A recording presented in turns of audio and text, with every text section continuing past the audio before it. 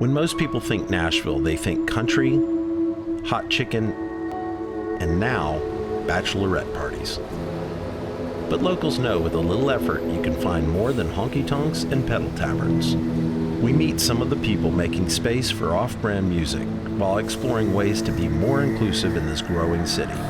From an idea factory posing as a record store to the next generation of black music champions, we dive into the other side of Music City. We love hot chicken as much as the next person, but the mainstream Nashville story leaves a lot out.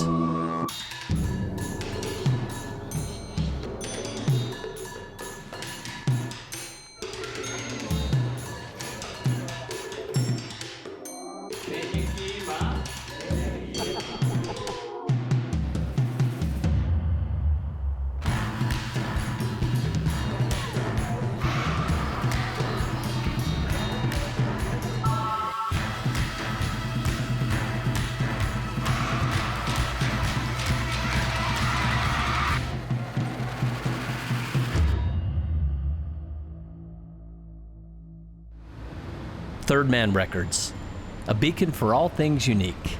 Music, art, film, whatever this is. Established by Jack White in the 90s as a way to maintain ownership over his songs, it has evolved into a full-scale record label, retail venture, publishing house, and more. The Nashville location, originally acquired to simply store gear, has, in the words of operations director Katie Studley, snowballed from there. Welcome to Third Man Records. Thank you, Katie. Thank you. Yeah, for people whose musical tastes are broader than Broadway. I need that t-shirt. This is one of our most prized possessions. This will shoot out a 6-inch record of about 2 minutes worth of music, whatever you want to record in there. This'll work. We have to repair it every 10 minutes or so, but it works like a charm, so. A Wax-O-Matic. So every morning it smells a little bit like melted crayons when you walk in here. Some of our mad geniuses put together these cool things for a conference last year. And basically, this is a theremin. Yes, yeah. It's a theremin. Oh, there it is.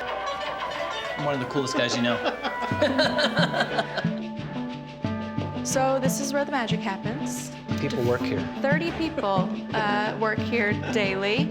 It says a lot of my red in it. I hope you approve of the hue. It's the perfect red. You say that to all the girls. This is a 1955 Scully lathe from King Records. We're the only venue in the world that can record direct to acetate during a live performance. And we're selling copies within a few hours, was the deal. Yeah. A few weeks or months. Or years awesome. in today's climate. A friend of mine told me that the vinyl, in terms of the grooves, get more spread out according to the frequency, or It is based on the actual sound. Bass frequencies take up more space and more depth. You know, records were designed in the 50s to be 13 minutes a side, and an album was going to be 26 minutes long. They were in mono and didn't have a lot of bass. So the challenge every time you cut a record now is they're twice as long as they used to be, they're way louder, and there's way more bass. You have to go to wizard school to study. And Warren is one of our wizards. So we have, as you can see, put our logo on just about anything. The space was designed to look kind of like an old motel. All of these motel rooms down here are different label offices. So right now we are collecting supplies to mail out our vinyl subscription service, but we've had birthday parties in here. We celebrated Willie Nelson's 80th birthday right here. Lots of times there are crazy assembly lines in here doing totally random projects, like shooting metal 45 boxes with shotguns and then filing down the hole, just trying to make stuff happen that can't happen anywhere else. We also love to just employ the many musicians who are in this town when they're off the road. We like to use the privilege of our platform to make sure that when there's beauty that exists outside of the homogeny, that we make it shine and get as many ears on it as possible. This is my unlikely favorite stop on the tour due to... I think this is like the first time on the show that we've been in a bathroom with somebody. Thank you for that. There's a feather in our cap. Before we enter the blue room, it's good to have a little color palette cleanser. Okay. So, I feel like I've What the lost hell? the colors. Yeah. So, I don't know, can you explain what exactly just happened? Well, no, it's inexplicable. It's just magic. I do like the fact that you guys have to name it the Blue Room. We've had some pretty major names play on this stage: Billie Eilish, Pearl Jam, Jack White. But we also have film nights, and we're open as a bar a few nights a week. We have comedy nights and poetry readings. If an employee loves something, we try to get it into the family in some way. Yeah, and it makes for an inspired staff. Everyone's fingerprints are kind of all over this crazy whatever this is that you guys have, which I guess is a warehouse at some level. An idea factory, maybe? But I think we really like to take on projects that are just shy of impossible and see if we can't be scrappy and get it done. Ben Swank, co-founder, joins us in the Blue Room to talk about their mission, their role in the community, and why the Blue Room is blue. I just tell people that we patterned it after a womb. We have all been there. What's the idea? Philosophically for the label, we try to present things that to us are strictly about art and culture and community. It was a real early goal of ours to preach the gospel of tangible physical things. Try to make places that encourage conversation and interaction. Culturally, we've probably lost the war since everybody lives in social media. How much of what you thought you were gonna do versus where you are, you know, how's that evolved? When we first started, we were trying to hammer home this idea like the Elvis TCB, taking care of business, but it was TCD, tangible, collectible, and digital. It was fun for a few years to kind of push innovations and push ourselves to do different things, culminating with us sending a craft into near space, playing the first vinyl record in space. World's records for records. Yes. I get it. And then it was kind of like, okay, I think we're hitting a point where this might just be perceived as a novelty for people. It did get us to a place, though, where we had enough of a presence where we could present things like the Paramount box set, where we're unearthing recordings that haven't been heard in a long time and that certainly haven't been heard by enough people. To me, that's how I think of the end goal of all of that novelty in the beginning years. Feels like you guys care very much about the people that show up here, you know? And it also feels like you care very much about where you're physically located inside the city.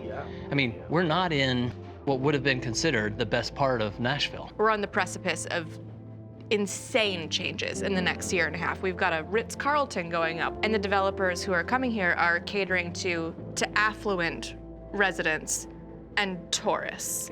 My fear is that they're going to come in and the first thing they're going to start doing is further marginalizing the unhoused community out there.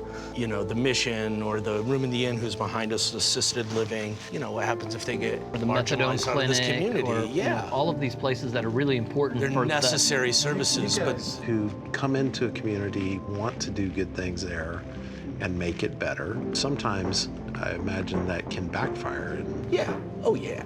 I do think that you can have an effect on your community without necessarily going out there with press releases and saying, hey, we donated this much money this month. Everyday little things can absolutely have a massive effect on the people around you. Just showing people that they belong as much as you do, regardless of good credit scores or good luck.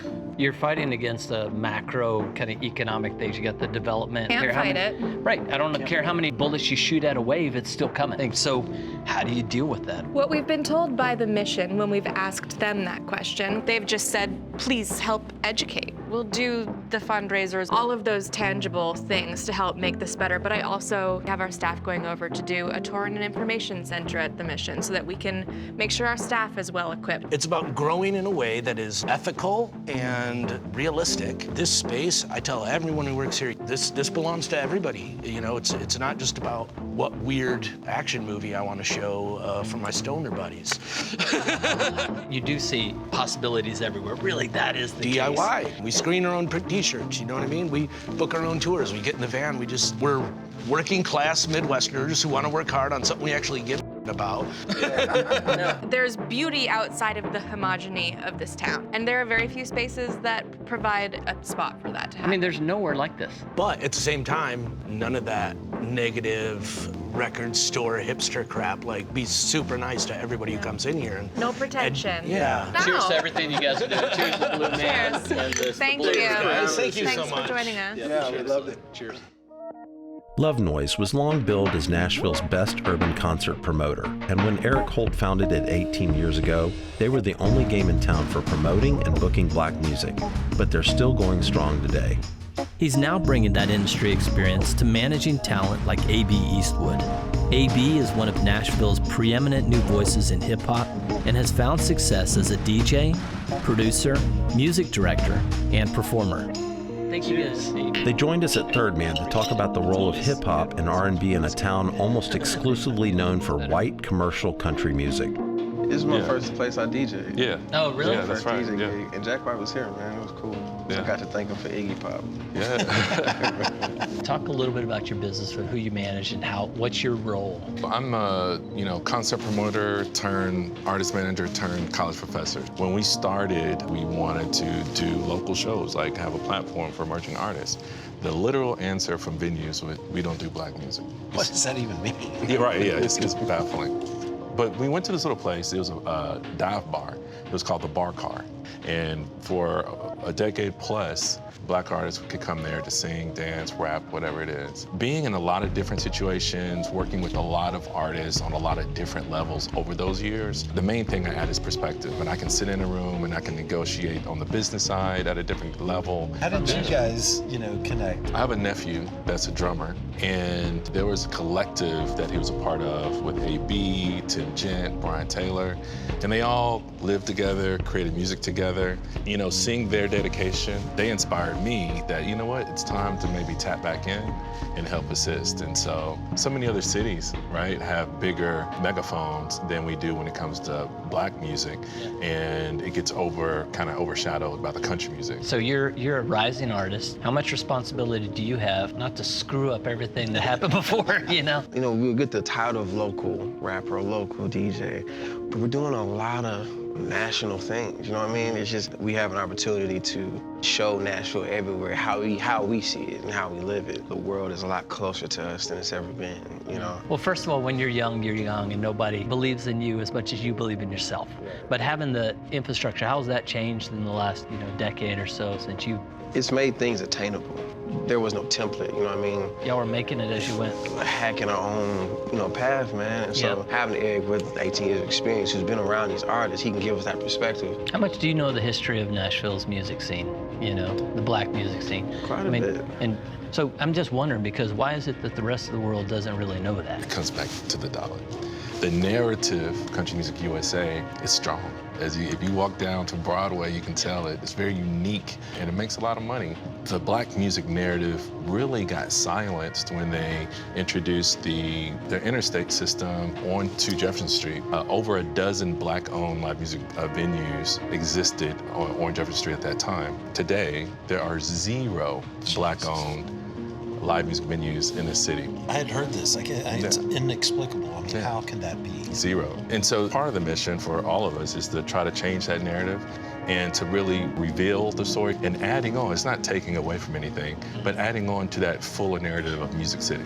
If you guys are projecting out, what does this Nashville music scene look like? What should it look like? Especially like the younger guys, they're really good at branding. I think their brand is going to invite more culture influence into the city. You can walk downtown and hear this country song, but you also hear some rap, you also hear some R&B. Me and a few business partners here in Nashville, we've actually acquired a piece of land on Jefferson Street. The next 5 years, you're gonna see a black-owned live music venue on that street. And it's not just the fact that it's black-owned or it's a live music venue, but it's about the community and tying it all together. Because Nashville is growing. It's not gonna stop. As black musicians and artists and businessmen and women, it's about how we're gonna participate in that growth. The architect said, I wanted a building on Jefferson Street that looked like it's always been there and that it will always be there. That really is a thing to cheers. So. Cheers, guys. Cheers. Cheers. Thanks for hanging with us. Oh, yeah. Looking forward to seeing the music. Next up, we're headed to Analog, a music venue and event space not far from downtown, to get the real story from those who know best, Nashville writers and journalists. We meet author and journalist Andrea Williams. The Nashville Scene's editor-in-chief, Patrick Rogers. Program director, Jason Moon Wilkins, and editorial director, Julie Heights, both of whom recently minted the NPR music station, WNXP. And Khalil Ekulona, host of WPLN's newly created daily show, This is Nashville, a radio show whose mission focuses on community voices and local stories. If there's an issue affecting a community, we really prefer to talk to the people who are living in the community to really express how folks feel about what's happening. Old Nashville versus new Nashville, what that means. Is that even a question that should be raised any longer? Can you do it next time with a radio voice? When I was a kid in Thailand, I remember someone used to say, you know Bangkok in the first 5 minutes or after 50 years. We don't have kind of the depth of experience that you guys have. I mean, it's all relative. The notion of newness didn't just begin. Then the cycles of gentrification and conversations about trying to sell the city and brand the city. Right. Everything that's happening right now, everything we see, everything we hear, there is a historical precedent for that. And I want to uncover those stories. I want to correct the history as people talk about the issues now. I'm like, I know y'all leaving something out. I can guarantee it. Nashville's the music city. What the hell does that mean? I will admit I was a part of the It City wave. We couldn't have bachelorette parties without what you did. Don't pin bachelorettes on me.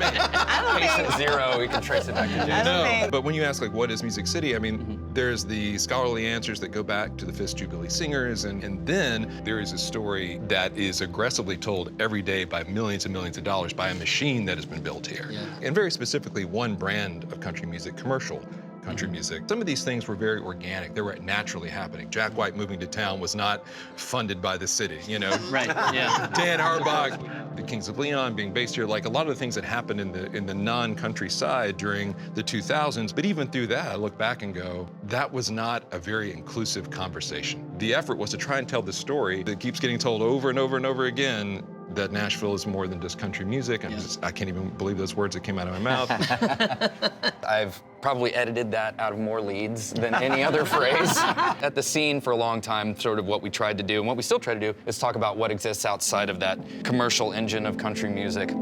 And not just arts, stories that aren't being told in parts of town. The creation of I-40, completely disrupting North Nashville. And you look on Jefferson Street itself, the traditional music that came out of there, which then became, I don't know how you guys did it, white country music. Like you say, commercially successful white country music. How that? The country music notion of Music City, which happened through things like the Country Music Hall of Fame and Museum being founded, because that had scaffolding built around it and was celebrated, and that's one reason why so many other aspects of even Nashville's music history have languished and been overlooked and whitewashed. How everybody's like, yeah, the mainstream, the machine, the commercial. That machine is an embodiment of the machine that runs society, that runs this country. That is why this country looks the way it does. That's why the city looks the way it does. It matters that this $10 billion machine gets to be the narrative of an entire city, and Black songwriters don't get in, Black producers don't get in, Black stage techs don't get in. So that's part of it too. I had a good friend of mine, first thing he told me, he said, just to remind you that Nashville is white people's Atlanta. And I was like, you know what, so good. With so many folks from different parts of the country coming here with whatever their dreams, aspirations, and hopes are, but how invested are you gonna be into the community that you live in? And are folks gonna be able to afford to live here? So the idea of coming out here with your guitar, working at a bar, paying enough for a studio bedroom, I think that's kind of gone. And now all of a sudden, the role that you guys have to curate what's going on in the city now is a larger and larger audience. But I will tell you that I don't think people read very many articles more than once or listen to a radio talk show thing more than once. They'll listen to a song 1,000,000 times. What is the role of music? There are now greater numbers of artists who are Black Nashville natives, formidable voices that are emerging artists and songwriters, singers, rappers, producers in hip hop and R&B that have lived their entire lives here in the shadow of the industry. They have a sense of historical lineage and importance that they want to remind people of and make tangible and visible to us. This is what excites me, because to Khalil's point about people coming in and getting engaged, do people know what to get engaged about? And so having these voices that can come in and shine a light on that, because to be honest, we are not anywhere new yet. And I say this about country music, but it applies to Nashville on the whole. This has happened over and over and over again. It is chilling to read the articles that say, don't be surprised that Ruby Falls is a black woman. Black women do country music too. If we swap out Ruby Falls and drop in Brittany Spencer or Mickey Guyton, these articles are being written today. I think we're at a really interesting crossroads in what Nashville wants to be. Such incredible people that now call Nashville home as artists. Brittany Howard or Yola bought a house during the pandemic. But at the same time, in the last 2 years, some of the most vile, most extremist sides not only came here, but started investing money here. Where have we gone from like its city to that city? When I came out here, I was told Nashville is this blueberry in a bowl of salsa. I haven't heard it said that way. That's cute. Nashville, Davidson County decides to pass something that would be a benefit to everybody, particularly an economic measure. Well, the state can simply usurp it. You know, we're in the South. We're in a state that passes some of the most retrograde legislation in the country. The Southern Poverty Law Center just released a report last week that says Tennessee has the most extremist groups out of any of the neighboring states. If you look at the neighboring states, that's quite a statement. You know what I'm saying? I mean, one change that I really feel in a tangible way is that there is a little bit of broadening of the discourse. There are more voices that are registering in more ways. Right now, people can still choose to ignore that. Maybe the better question is, do y'all love Nashville? I love Nashville. I've been here 12 years. We love it. That's why we care. Yeah, I've been here 12 years. I want to say all the things, like I'm about to call you on all this stuff because I know what you're capable of. I'm trying to help you get there. Lifelong Nashvillians might debate this because I'm technically from Sumner County, but I have lived in Middle Tennessee my whole life. And a lot of people who've been here their whole lives are like, oh, new Nashville, and bemoaning it. Well, cities change, cities grow. You have to figure out how to do it responsibly, get people a seat at the table who haven't historically. There's all kinds of things that hurt the most at-risk people in our city. I think our city is capable of overcoming the growing pains of it, but we just haven't learned to reckon with it yet. We're honored to be with you here at this table. I mean, you all are the future of Nashville. Yeah, and if you guys love it, we still love it. So our brand new favorite city, Nashville. Thank you guys for the stuff that you guys do. Cheers to everything. Cheers. Yeah, cheers, guys. Yeah. What will Nashville become? An example? A bulwark against unrestrained, irresponsible growth? Or will it become a cautionary tale? Only time will tell, but one thing is clear. The more voices in the room, the better chance it has of becoming a city for everyone.